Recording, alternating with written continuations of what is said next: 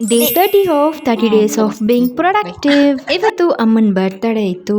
ಬೆಳಿಗ್ಗೆ ಬೇಗ ಎದ್ದು ಅಮ್ಮಂಗೆ ವಿಶ್ ಮಾಡಿ ಬಟ್ಟೆ ಪ್ಯಾಕ್ ಮಾಡಿಕೊಂಡು ಈಗ ಊರಿಗೆ ಹೋಗೋಕ್ಕೆ ರೆಡಿ ಆಗಿದ್ದೀವಿ. Finally 30 days of being productive 30 days complete ಆಗಿದೆ. ಈ ಸೀರೀಸ್ ಬಗ್ಗೆ ನಿಮ್ಮ ಒಪಿನಿಯನ್ ನನಗೆ ಕಮೆಂಟ್ ಮಾಡಿ ತಿಳಿಸಿ. ಊರಿಗೆ ನಾನು ಯಶಿಕಾ ಅಮ್ಮು ಹೋಗ್ತಾ ಇದ್ದೀವಿ. ಪಪ್ಪ ಅಂಕಲ್ ಅವ್ರ ಫ್ರೆಂಡ್ಸ್ ಎಲ್ಲ ಎಲ್ಗೋ ಹೋಗ್ತಾ ಇದ್ದಾರೆ.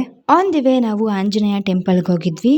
ನೀವೇನಾದರೂ ಕುಶಾನಗರ ಕೊಪ್ಪ ಆ ಕಡೆ ಸೈಡ್ ಇದ್ರೆ ಈ ದೇವಸ್ಥಾನ ನಿಮಗೆ ಗೊತ್ತೇ ಇರುತ್ತೆ. ಸನ್ಸ್ಕ್ರೀನ್ ಹಾಕಿತ್ತಿಲ್ಲ, ಸೊ ಹಂಗಾಗಿ ಫ್ರೆಕಲ್ಸ್ ಎಲ್ಲ ಜಾಸ್ತಿ ಆಗಿತ್ತು. ಅಂಕಲ್ ಮೊಬೈಲ್ನಂತೂ ಎದ್ದು ಕಾಣಿಸ್ತಾ ಇತ್ತು.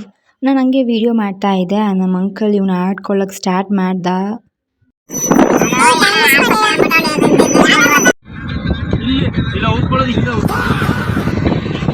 ಬೇಗನೆ ಊರಿಗೆ ಹೋದ್ವಿ. ಅಜ್ಜಿ ತಾತಂಗೆ ನಾನು ಮತ್ತೆ ಅಮ್ಮು ಬರ್ತಾರದು ಗೊತ್ತಿತ್ತು, ಆದರೆ ಯಶಿಕಾ ಬರ್ತಾಳೆ ಅಂತ ಗೊತ್ತಿತ್ತಿಲ್ಲ. ಹೋಗಿದ ತಕ್ಷಣ ಅಜ್ಜಿ ತಿಂಡಿ ಹಾಕೊಟ್ರು. ಪಾಪ ಅಜ್ಜಿ ಈರುಳ್ಳಿ ಬೆಳ್ಳುಳ್ಳಿ ಹಾಕ್ತೇನೆ ನನಗೋಸ್ಕರ ಅಂತ ಮಾಡಿದ್ರು. ಪಪ್ಪ ಅಂಕಲ್ ಅವ್ರ ಫ್ರೆಂಡ್ಸ್ ಎಲ್ಲ ತಿಂಡಿ ಮಾಡ್ಕೊಂಡು ಹೋದ್ರು. ಮಧ್ಯಾಹ್ನ ಆರಾಮಾಗಿ ನಾವು 3 ಜನ ಮನಿಕೊಂಡು ಆಟ ಆಡ್ಕೊಂಡು ಟಿವಿ ನೋಡ್ಕೊಂಡಿದ್ವಿ. ಮಾವಿನಕಾಯಿನ ಕಟ್ ಮಾಡ್ಕೊಂಡು ಖಾರ ಪುಡಿ ಉಪ್ಪು ಎಲ್ಲ ಹಾಕೊಂಡು ತಿಂದ್ವಿ.